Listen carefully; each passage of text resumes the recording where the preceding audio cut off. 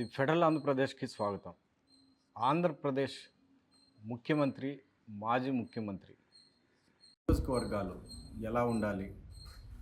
రాష్ట్రంలో 170 అసెంబ్లీ నియోజకవర్గాలు ఉంటే వాటన్నిటికీ ఈ రెండు నియోజకవర్గాలు ఒక రోల్ మోడల్గా ఉండాలి.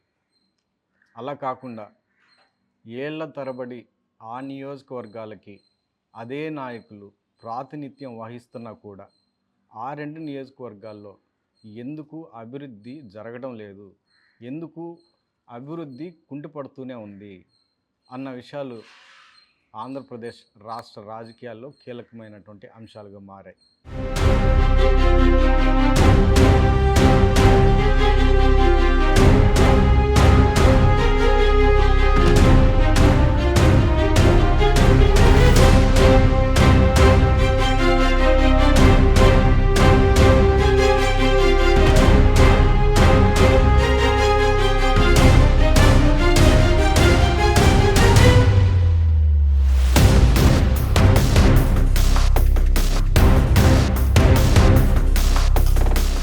సుదీర్ఘమైనటువంటి రాజకీయ అనుభవం కలిగినటువంటి నాయకుడుగా, దాదాపు 4వ పర్యాయం ముఖ్యమంత్రిగా బాధ్యతలు చేపట్టినటువంటి నాయకుడిగా నారా చంద్రబాబు నాయుడు ఉన్నారు. ఆయన కుప్పం అసెంబ్లీ నియోజకవర్గం నుంచి ప్రాతినిధ్యం వహిస్తున్నారు. మరోవైపు మాజీ ముఖ్యమంత్రి, వైసీపీ పార్టీ అధినేత వైఎస్ జగన్మోహన్ రెడ్డి పులివెందుల అసెంబ్లీ నియోజకవర్గం నుంచి ప్రాతినిధ్యం వహిస్తున్నారు. ఈ రెండు అసెంబ్లీ నియోజకవర్గాలు డెవలప్మెంట్ కానీ, అక్కడ జరుగుతున్నటువంటి రాజకీయ కార్యకలాపాలు కానీ, ఇవన్నీ కూడా ఈ రెండు అసెంబ్లీ నియోజకవర్గాలను పోలుస్తూ ఒక కీలకమైనటువంటి చర్చలు జరుగుతున్నాయి. మొదటగా ముఖ్యమంత్రి ప్రాతినిధ్యం వహిస్తున్నటువంటి కుప్పం అసెంబ్లీ నియోజకవర్గం గురించి మాట్లాడుకుందాం. నారా చంద్రబాబు నాయుడు ఆయన తొలిసారి రాజకీయాల్లో ప్రవేశించిన తర్వాత తొలుత ఆయన చిత్తూరు జిల్లాలోని చంద్రగిరి అసెంబ్లీ నియోజకవర్గం నుంచి ఆయన గెలుపొందారు, రాజకీయ అరంగేట్రం చేశారు. అంటే రాజకీయాల్లోకి ఎంట్రీ ఇచ్చిన తొలి ఎన్నికల్లోనే ఆయన గెలుపు సాధించారు. 1978లో ఆయన కాంగ్రెస్ పార్టీ అభ్యర్థిగా పోటీ చేసి అక్కడి నుంచి గెలుపొందారు. ఆ తర్వాత ఎన్నికల్లో తెలుగుదేశం పార్టీ మీద ఆయన పోటీ చేసి ఓడిపోయారు. ఇక అక్కడి నుంచి ఆయన చంద్రగిరి అసెంబ్లీ నియోజకవర్గాన్ని వదిలేశారు. అదే జిల్లాలో కుప్పం అసెంబ్లీ నియోజకవర్గాన్ని ఆయన ఎంచుకున్నారు. అక్కడి నుంచి పోటీ చేస్తూ గెలుపొందుతూ వస్తున్నారు. దాదాపు ఇప్పటి వరకు 1989 నుంచి ఇప్పటి వరకు ఆయన 8 సార్లు గెలుపొందారు. కుప్పం అసెంబ్లీ నియోజకవర్గంలోని పరిధిలోని ప్రజలు వాళ్ళకి సరైనటువంటి వ్యవసాయ రంగం సరిగా లేకపోవడం, సాగునీరు సరిగా లేకపోవడం, తర్వాత పరిశ్రమలు సరిగా లేకపోవడము, విద్యా సంస్థలు సరైనవి లేకపోవడము, ఇలాంటి కారణాల రీత్యా అక్కడ చదువుకున్నటువంటి నిరుద్యోగులు కానీ, చదువుకోలేనటువంటి వాళ్ళు కూడా పనుల కోసం, చిన్న చిన్న ఉద్యోగాల కోసము ఇతర రాష్ట్రాలకి వెళుతున్నారు, వలసలు వెళుతున్నారు. మరి ముఖ్యంగా తమిళనాడు ప్రాంతానికి, ఇటువైపు కర్ణాటక ప్రాంతంలో బెంగళూరుకి ఎక్కువగా వెళుతున్నారు. ఇది అప్పటి నుంచి కొనసాగుతూనే ఉంది. ఇప్పటికీ ఆ వలసలు కొనసాగుతూనే ఉన్నాయి. ఈ వలసలను నివారించడంలో ముఖ్యమంత్రిగా ఉన్నటువంటి నారా చంద్రబాబు నాయుడు 8 సార్లు ప్రాతినిధ్యం వహిస్తున్నప్పటికీ ఈ సమస్య అలాగే ఉంది. దీని మీద ప్రత్యేక దృష్టి పెడుతున్నప్పటికీ ఆ వలసలు తగ్గించడంలో మాత్రం కాస్త వెనకబడి ఉన్నారు అన్నదైతే ఇక్కడ కీలకమైన చర్చగా ఉంది. మొత్తం మీద కుప్పం అసెంబ్లీ నియోజకవర్గానికి 8 సార్లు ఎమ్మెల్యేగా ప్రాతినిధ్యం వస్తున్నప్పటికీ ఇలాంటి సమస్యలను అడ్రస్ చేసి ఒక కొలిక్కి తీసుకొచ్చి పరిష్కరించడంలో చంద్రబాబు నాయుడు కాస్త వెనకబడి ఉన్నారు అన్న కీలకమైన చర్చ కూడా ఇక్కడ వినిపిస్తుంది. ఇక పులివెందుల అసెంబ్లీ నియోజకవర్గానికి వస్తే, పులివెందుల అసెంబ్లీ నియోజకవర్గము వైఎస్ఆర్ కుటుంబ సభ్యుల కనుసన్నల్లో మెలుగుతుంది.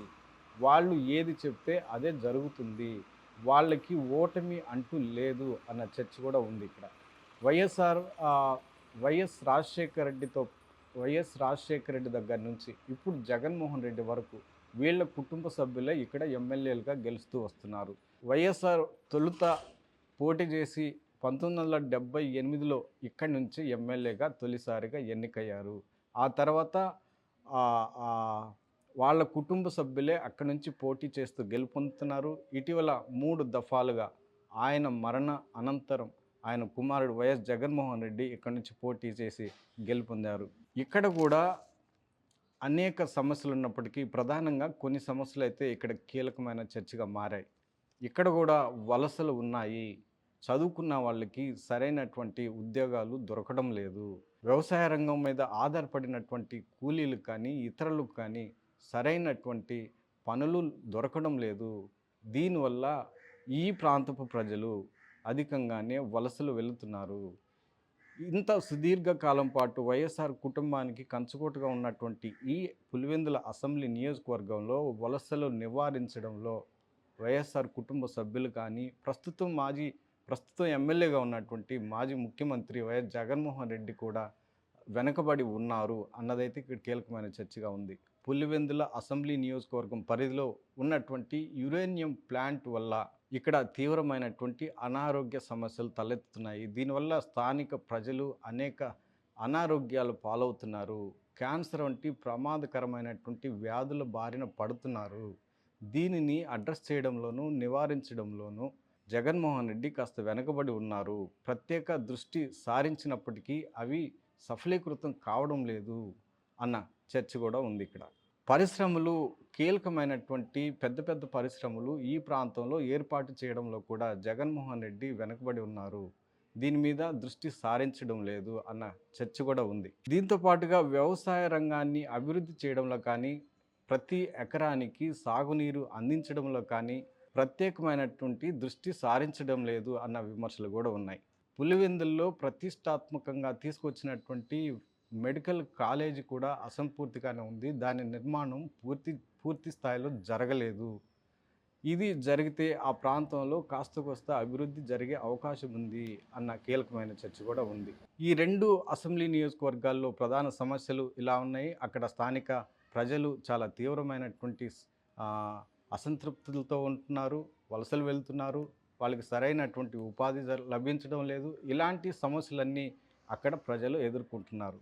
అయితే ఇక్కడ రాజకీయ కుమ్ములాటలు, రాజకీయ ఎత్తుగడలు, రాజకీయ వ్యూహాలు, రాజకీయ పోరాటాలు ఈ 2 అసెంబ్లీకి సంబంధించినటువంటి అంశాలను ఒకసారి పరిశీలిస్తే ఇద్దరు అంటే అటు చంద్రబాబు నాయుడు కానీ ఇటు జగన్మోహన్ రెడ్డి కానీ ముఖ్యమంత్రి స్థాయి నాయకులే. ఇప్పుడు ప్రస్తుతం ముఖ్యమంత్రిగా చంద్రబాబు నాయుడు ఉన్నారు, గతంలో జగన్మోహన్ రెడ్డి ఉన్నారు. 2014 నుంచి రాష్ట్రం విడిపోయిన నాటి నుంచి వైఎస్ఆర్ మరణ అనంతరం పులివెందుల్లో వైఎస్ఆర్ కుటుంబానికి ఉన్నటువంటి ఆ ప్రాముఖ్యత కానీ ప్రాధాన్యత కానీ ప్రజల్లో ఉన్నటువంటి వాళ్ళకి ఆదరణ కానీ ఇవన్నీ తగ్గించే ప్రయత్నం చేశారు చంద్రబాబు నాయుడు అన్న చర్చ కూడా ఇక్కడ ఉంది. వాళ్ళకి ప్రాధాన్యత తగ్గించి తెలుగుదేశం పార్టీ ప్రాధాన్యత పెంచుకోవాలి, ప్రజల్లో తెలుగుదేశం పార్టీకి ఆదరణ పెంచుకొని ఎట్టి పరిస్థితుల్లో వైఎస్ఆర్ కుటుంబ హస్తాల నుంచి ఆ కంచుకోటను బద్దలు కొట్టి తెలుగుదేశం పార్టీ అక్కడ తెలుగుదేశం పార్టీ జెండాను ఇక్కడ ఎగరవేయాలి అన్నది చంద్రబాబు నాయుడు ఎప్పటి నుంచో కంటున్నటువంటి కళ. కానీ అది నెరవేర్చుకోవడంలో ఇక్కడ చేస్తున్నటువంటి ఎత్తుగడలు ఇవన్నీ కూడా ఇక్కడ కీలకమైనటువంటి చర్చగా మారాయి. ఈ అభివృద్ధికి సంబంధించినటువంటి నిధులు కేటాయింపుల్లో కానీ అంటే 2014 నుంచి 19 వరకు పులివెందులకి ఇక్కడ నిధులు సరిగా కేటాయించలేదు అన్న విమర్శలు కూడా ఉన్నాయి. అభివృద్ధికి సంబంధించినటువంటి పరిశ్రమలు తీసుకురావడం కానీ దానికి సంబంధించిన ప్రణాళిక ఏర్పాటు చేయడం కానీ ఇవి కూడా సరిగా చేయలేదు అన్నటువంటి విమర్శలు కూడా ఉన్నాయి. ఎంతసేపటికి ప్రత్యర్థులు భయపెట్టడము, వాళ్ళని కేసులు పెట్టడము, వాళ్ళని నానా రకాలుగా ఇబ్బందులు పెడుతున్నారు అన్నటువంటి విమర్శలు కూడా ఉన్నాయి. వైఎస్ఆర్ కుటుంబ కంచుకోటగా ఉన్నటువంటి పులివెందుల్ని తమ స్వాధీనం చేసుకోవడానికి ఈ రకమైనటువంటి ఎత్తుగడలు వ్యూహాలు రచిస్తున్నారు చంద్రబాబు నాయుడు అన్న చర్చలు కూడా ఇక్కడ ఉన్నాయి. 2019-24 మధ్య కాలంలో వైసీపీ అధికారంలోకి రావడము, ముఖ్యమంత్రిగా జగన్మోహన్ రెడ్డి పదవి బాధ్యతలు చేపట్టిన తర్వాత 2014లో 2014 నుంచి 19 వరకు చంద్రబాబు నాయుడు ముఖ్యమంత్రిగా ఉన్నటువంటి కాలంలో పులివెందుల్లో ఎట్లాంటి కార్యాచరణ చేపట్టారు? రాజకీయంగా ఎలాంటి ఎత్తుగడలు వేశారు? వైసీపీని, జగన్మోహన్ రెడ్డిని నిలువరించడానికి ఎలాంటి ప్లాన్ చేశారు? వ్యూహం పన్నారో సేమ్ అలాంటివే 2019 తర్వాత జగన్మోహన్ రెడ్డి కుప్పం అసెంబ్లీ నియోజకవర్గంలో అనుసరించారు అన్నది కూడా ఇక్కడ కీలకమైన చర్చగా ఉంది. తెలుగుదేశం పార్టీని మరి ముఖ్యంగా నారా చంద్రబాబు నాయుడిని కుప్పం అసెంబ్లీ నియోజకవర్గంలో జీరో చేయడానికి, ఆయనని అక్కడి నుంచి ఓడించడానికి ఆయన చేయని ప్రయత్నాలు లేవు అన్నది కూడా ఇక్కడ కీలకమైన చర్చగా ఉంది. ఈ బాధ్యతలు ఎట్టి పరిస్థితుల్లో కుప్పం నుంచి నారా చంద్రబాబు నాయుడిని ఓడించి తీరాలి అన్న దృఢ సంకల్పంగా తీసుకున్నటువంటి నేపథ్యంలో ఈ బాధ్యతని ఆ పార్టీ కీలక నేత, సీనియర్ నాయకుడైనటువంటి మాజీ మంత్రి పెద్దిరెడ్డి రామచంద్రారెడ్డికి ఈ బాధ్యతను అప్పగించారు. ఆయన అక్కడ కుప్పంకి తరచుగా వెళ్ళి టీడీపీని, సీఎం నారా చంద్రబాబు నాయుడిని రాజకీయంగా దెబ్బతీయడానికి ఆయన అనేక రకాల ప్రయత్నాలు చేశారు, కార్యక్రమాలు చేపట్టారు అన్నది కూడా ఇక్కడ కీలకమైన చర్చగా ఉంది. అందులో భాగంగా 2019-24 మధ్య కాలంలో జరిగినటువంటి స్థానిక సంస్థల ఎన్నికల్లో చంద్రబాబు నాయుడికి, తెలుగుదేశం పార్టీకి మెజారిటీ రాకుండా నిలువరించారు.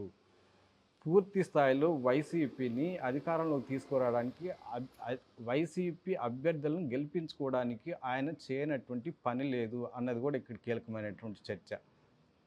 దీనివల్ల చంద్రబాబు నాయుడు, తెలుగుదేశం పార్టీ క్యాడర్ కూడా అక్కడ కాస్త దెబ్బతినింది అన్నది కూడా ఇక్కడ కీలకమైనటువంటి చర్చ. అయితే 2024 తర్వాత సీన్ మొత్తం రివర్స్ అయింది. ఇప్పుడు పులివెందుల అసెంబ్లీ నియోజకవర్గం మీద తెలుగుదేశం పార్టీ, నారా చంద్రబాబు నాయుడు పూర్తి స్థాయిలో కాన్సన్ట్రేషన్ చేయడం, ఇటీవల అక్కడ జరిగినటువంటి జడ్పీటీసీ ఉప ఎన్నికల్లో తెలుగుదేశం పార్టీ అభ్యర్థిని గెలిపించుకోవడం, ఇదంతా కూడా జరిగింది. అంటే పులివెందుల అసెంబ్లీ నియోజకవర్గం పరిధిలో ఎంపీటీసీ కానీ, జడ్పీటీసీ కానీ స్థానిక సంస్థల ఎన్నికలకు సంబంధించి వైఎస్ఆర్ కుటుంబ సభ్యులు ఏదైతే చేస్తారో అదే గెలుస్తూ వస్తుంది. దీనిని ఎట్టి పరిస్థితుల్లో నిలువరించాలి, నివారించాలి, అడ్డుకట్ట వేయాలి అన్న ఏకైక లక్ష్యంతో అధికారంలో ఉన్నటువంటి నారా చంద్రబాబు నాయుడు దానికి సంబంధించినటువంటి బాధ్యతలు స్థానిక టీడీపీ నేతలకి అప్పగించారు. అందులో భాగంగా టీడీపీ అభ్యర్థి జడ్పీటీసీ ఉప ఎన్నికల్లో అక్కడ గెలుపొందారు అన్నది కూడా కీలకమైనటువంటి చర్చ. అయితే ఇక్కడ వైసీపీ ఓటర్లు కానీ, వైసీపీ సానుభూతి పరులు కానీ, వైసీపీ అభిమానులు కానీ ఆ ఎన్నికల్లో ఓట్లు వేయనీయకుండా అడ్డుకున్నారు అన్నది కూడా అప్పట్లో విమర్శలుగా మారాయి. అది రాష్ట్ర వ్యాప్తంగా పెద్ద చర్చగా కూడా మారింది. అంటే జడ్పీటీసీ ఉప ఎన్నికలే ఒక ఎంపీ అంటే లోకసభ స్థానానికి ఎలాంటి స్థాయిలో జరుగుతాయో ఆ స్థాయికి మించి జరిగాయి. ఇందులో అధికారంలో ఉన్నటువంటి తెలుగుదేశం పార్టీ ముఖ్యమంత్రి నారా చంద్రబాబు నాయుడు అధికార దుర్వినియోగానికి కూడా పాల్పడ్డారు అన్న విమర్శలు కూడా వినిపించాయి. ఇదే రకమైనటువంటి విమర్శలు గతంలో 19-24 మధ్య కాలంలో జరిగినటువంటి కుప్పం స్థానిక సంస్థల ఎన్నికల్లో కూడా వైఎస్ జగన్మోహన్ రెడ్డి చేశారు అన్నది కూడా ఇక్కడ విమర్శలు వినిపిస్తున్నాయి.